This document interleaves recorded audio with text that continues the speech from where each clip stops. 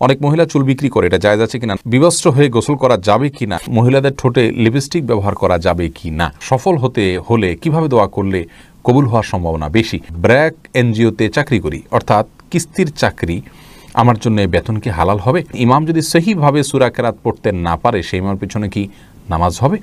শাড়ি পরে নামাজ হবে না, কথাটা কতটুকু সত্য? দায় রাখা কি পুরুষের জন্য বাধ্যতামূলক? স্বামী চাইলে বউ একাকী অবস্থায় টিপ দিতে পারবে কি না? অজু অবস্থায় বাচ্চাকে দুধ পান করালে কি অজু ভেঙে যাবে? মরণোত্তর চক্ষুদান কিংবা অন্য কোনো অঙ্গদান জায়েজ আছে কিনা? ঋণগ্রস্ত হয়ে ঋণ পরিশোধ না করে কি আত্মীয় স্বজনকে সাহায্য করা যাবে? খেলার সামগ্রী বিক্রয় করা যাবে কিনা? রোজা অবস্থায় ঠোঁটে ভেজলিন দেওয়া যাবে কিনা? কোরআন কারীম ভুল পড়লে কি গুনাহ হবে? মেয়েদের জামাতে নাকি ব্যক্তিগতভাবে নামাজ আদায় করা উত্তম? কোনো দাবি আদায়ের জন্য কি রাস্তায় নেমে আন্দোলন করা যাবে? মহারণার টাকা যদি কিছু বাকি রাখা হয়, পরে তা পরিশোধ করার ইচ্ছা থাকে, তাহলে কি সেটা জায়েজ হবে? চাকরিতে কাজের ক্ষেত্রে মিথ্যা কথা বলা যাবে? বড় ভাইয়ের আগে বিয়ে করা যাবে কিনা? স্বামী বারবার অনুরোধে চুল কালো করা যাবে কিনা? হেয়ার রিপ্লেসমেন্ট করা যাবে কিনা? আপনি অবশ্যই যেই দেখছেন এই পোস্টটা, অবশ্যই আপনি এটা শেয়ার করুন। আর দেরি না করে আমরা তাহলে শুরু করছি মূল পর্ব আমাদের প্রশ্নোত্তরের।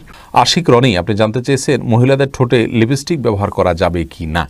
দেখুন, মহিলাদের ঠোঁটে যদি লিপস্টিক ব্যবহার করা হয় এবং সেটা সৌন্দর্যের জন্য করা হয়, নিজের স্বামী শুধুমাত্র দেখেন, বাহিরে প্রদর্শিত না হয়, তাহলে সেক্ষেত্রে অসুবিধা নেই। কিন্তু যদি এমন হয় যে সেটা অন্যদের মধ্যে প্রদর্শন করা হয় এবং অন্যরা দেখে, তাহলে সেক্ষেত্রে সেটি নিষিদ্ধের আওতায় পড়বে।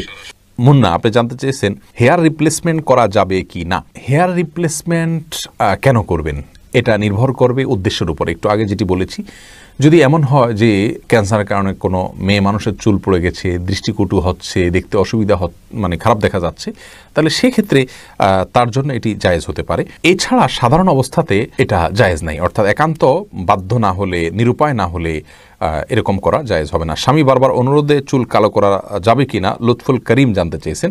স্বামীর অনুরোধে চুল কালো করা যাবে না। আল্লাহ রাব্বুল আলামিন যেটিকে নিষেধ করেছেন সেটি অন্য কারোর নির্দেশের কারণে করা যাবে না। লা তাআতা লিমাখলুকিন ফি মাসিয়াতিল খালিকি, সৃষ্টিকর্তার নির্দেশকে লঙ্ঘন করে কোনো সৃষ্টির নির্দেশ মানা যাবে না। যেহেতু নবী সাল্লাল্লাহু আলাইহি ওয়াসাল্লাম বলেছেন ওয়াজান্নাবুস সাওয়াদ, কালো বাদ দিয়ে অন্য কোনো কালার করো, অতএব সেটাকে মাথায় রেখে স্বামী নির্দেশকে সসম্মানে ফিরিয়ে দিতে হবে। এরপরে মোহাম্মদ, আপনি জানতে চাচ্ছেন বড় ভাইয়ের আগে বিয়ে করা যাবে কি না।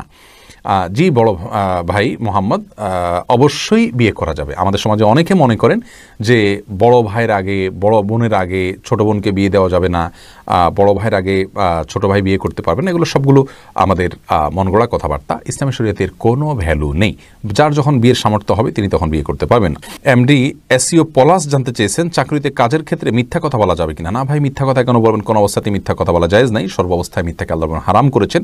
যে বেশি বেশি মিথ্যা কথা বলে তার নাম আল্লাহর কাছে মিথ্যুক হিসাবে লেখা থাকে। যে চাকরিতে মিথ্যা বলতে আপনি বাধ্য, সে চাকরি ছেড়ে বিকল্প চিন্তা আপনাকে করতে হবে। এসএম আতিকুল ইসলাম জানাচ্ছেন মহারণার টাকা যদি কিছু বাকি রাখা হয়, পরে তা পরিশোধ করার ইচ্ছা থাকে, তাহলে কি সেটা জায়েজ হবে? হ্যাঁ, জায়েজ হবে, কোনো অসুবিধা নেই। যদি ইচ্ছা থাকে এবং সদিচ্ছা থাকে এবং তিনি সিরিয়াসলি যদি চেষ্টা করেন, বিয়ে হয়ে যাবে এবং এর কারণেই কোনো গুনাহগার তিনি হবেন না। মোরসালিন সরকার জানতেছেন কোনো দাবি আদায়ের জন্য কি রাস্তায় নেমে আন্দোলন করা যাবে। রাস্তায় নেমে আন্দোলন করাতে যদি কারোর কোনো ক্ষতি না হয়, কারোর দোকানপাট ভাঙচুর হলো না, পথচারীর চলাচল অসুবিধা হলো না, তাহলে এই সমস্ত শর্তগুলো সাপেক্ষে সেটি জায়েজ হবে ইনশাআল্লাহ বিইذনিল্লাহ। মেয়েদের জামাতে নাকি ব্যক্তিগতভাবে নামাজ আদায় করা উত্তম। শেলি চৌধুরী জানতে চেয়েছেন একাকী নামাজ পড়া মেয়েদের জন্য উত্তম। কোনো কারণে মেয়েরা নিজেরা অথবা বাসায় তারা যদি এই জামাতের সাথে নামাজ আদায় করেন, সেটাও জায়েজ রয়েছে। বিবস্ত্র হয়ে গোসল করা যাবে কি না, এমডি বিলাল মোল্লা জানতে চেয়েছেন। না ভাই, বিবস্ত্র হয়ে গোসল করা উচিত না। একজন মুসলিমের জন্য বিবস্ত্র হয়ে গোসল করা এটা নির্লজ্জতা। আর কেউ দেখুক আর না দেখুক, আল্লাহ রাব্বুল আলামিন তাকে দেখছেন। জাস্ট এই বিষয়টিকে মাথায় রেখে অন্তত তার বিবস্ত্র হয়ে গোসল করা থেকে বেঁচে থাকা উচিত। সালমা, আপনি জানতে চাচ্ছেন কোরআন কারীম ভুল পড়লে কি গুনাহ হবে। যদি অনিচ্ছাকৃত হয়, না জেনে হয়ে যায়, ইনশাআল্লাহ এর ফলে গুনাহ হবে না, কিন্তু শুদ্ধ পড়ার জন্য তার চেষ্টাটা থাকতে হবে। আপনি আইডি থেকে জানতে চাচ্ছেন রোজা অবস্থায় ঠোঁটে ভেজলিন দেওয়া যাবে কিনা। যদি ঠোঁট ফেটে আপনার জন্য কষ্টের কারণ হয়, তাহলে দিতে পারেন, তবে খুব বেশি দিবেন না যে থুতুর সাথে এটা পেটে যায়। হালকা শুধুমাত্র প্রলেপ দিতে পারেন যদি ঠোঁট ফেটে যায় বা কষ্ট হয় সেক্ষেত্রে। আর যেহেতু এটা পেটে যেতে পারে এই আশঙ্কা আছে, সেজন্য একান্ত প্রয়োজন না হলে না দেয়াই উচিত এবং উত্তম। তারপরে এমডি জামান জানতে চেয়েছেন খেলার সামগ্রী বিক্রয় করা যাবে কিনা। অসুবিধার কোনো কিছু দেখছি না খেলার সামগ্রী বিক্রি করাতে।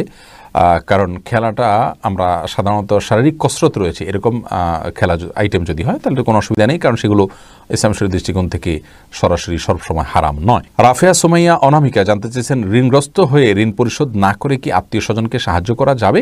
ঋণটা যদি সিস্টেমিক্যাল ঋণ হয়, যেটা আপনি কিস্তিতে পরিশোধ করছেন, পাওনাদারের কোনো প্রেশার নাই, তাহলে সেক্ষেত্রে সে ঋণ থাকা অবস্থায় আপনি দান সদকা করতে পারেন, কিন্তু অবশ্যই ঋণ পরিশোধ করা সদকা করার চাইতে উত্তম এবং ভালো। ফয়সাল আল ফাহাদ জানতে চেয়েছেন, মরণোত্তর চক্ষুদান কিংবা অন্য কোনো অঙ্গদান জায়েজ আছে কিনা? এটা ফ্যাশনে পরিণত হয়েছে আজকাল। একান্ত প্রয়োজন হলে কোনো ব্যক্তির জন্য কেউ দিতে পারেন, কিন্তু ফ্যাশন বানিয়ে নেওয়া এবং এটা মরে গেলে তো পচে গলে যাবে, লাভ কি, তার সাথে আমি দিয়ে যাই, এরকম দৃষ্টিভঙ্গি এটা হলো লাদিনী বা নাস্তিক কবাদ এর যে চিন্তা, সেই চিন্তা থেকে এই দৃষ্টিভঙ্গি আসে। সেই দৃষ্টিকোণ থেকে গণহারে এটি দেওয়া যাবে না এভাবে। নাদিয়া নওশিন জানতে চেয়েছেন, অজু অবস্থায় বাচ্চাকে দুধ পান করালে কি অজু ভেঙে যাবে? দুধ পান করালে অজু ভাঙবে না বোন। এই আইডি থেকে জানতে চেয়েছেন, স্বামী চাইলে বউ একাকী অবস্থায় টিপ দিতে পারবে কি না? পারবে, কোনো অসুবিধা নেই। ওয়াহিদ রহিম জানতে চেয়েছেন, দায় রাখা কি পুরুষের জন্য বাধ্যতামূলক? জি ভাই, অবশ্যই বাধ্যতামূলক, ওয়াজিব। নবী সাল্লাল্লাহু আলাইহি ওয়াসাল্লামের নির্দেশ আফুল্লোহা আর খুল্লোহা, তিনি দাড়িকে ছেড়ে দিতে বলেছেন। অতএব যে বিষয়ে নবী সাল্লাল্লাহু আলাইহি ওয়াসাল্লামের নির্দেশ রয়েছে সেটি সাধারণ এবং স্বাভাবিক অবস্থা আমাদের জন্য ওয়াজিব। নবিতা এই আইডি থেকে আপনি জানতে চেয়েছেন, শাড়ি পরে নামাজ হবে না, কথাটা কতটুকু সত্য? না ভাই, শাড়ি পরলে নামাজ হবে না একথা সঠিক নয়। নামাজের সাথে কোন পোশাক পরে আপনি সালাত আদায় করছেন তার সম্পর্ক নয়, আপনি সালাত আদায় করার সময় সতর ঢাকছেন কিনা, এটা হলো মূল বিষয়। একসময় আমরা ছোটবেলায় দেখতাম যে মা চাচিরা সাদা কাপড় পরে সালাত আদায় করতেন এবং এটাকে নামাজের কাপড় বলে মানুষ আলাদা নাম দিত। সে সমস্ত কাপড় সুতির থাকতো, অনেক পাতলা থাকতো, হাতের গোছাইতে দেখা যেত। এরকম যদি হয় তাহলে সেক্ষেত্রে সেটা নিয়ে নামাজের প্রশ্ন তোলা যেতে পারে। আর শুধু শাড়ি পরলে গলা, কাঁধ ইত্যাদি এই যে জায়গাগুলো ঢাকা উচিত নামাজের মধ্যে, সেগুলো ঢাকা যায় না, হাতের গোছা ইত্যাদি দেখা যায়।